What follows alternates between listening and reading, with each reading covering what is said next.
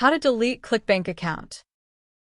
ClickBank is an online marketplace that connects product creators with affiliates who promote digital and some physical products. It handles payments, tracks sales, and pays commissions, allowing people to earn money either by selling their own products or promoting others. First, go to ClickBank website and log into your account with email and password. After that, come over to this dashboard section. Then click here into account.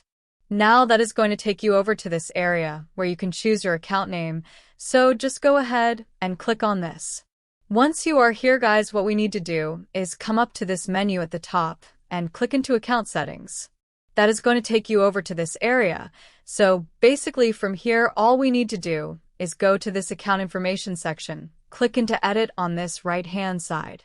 All we need to do is click on close account.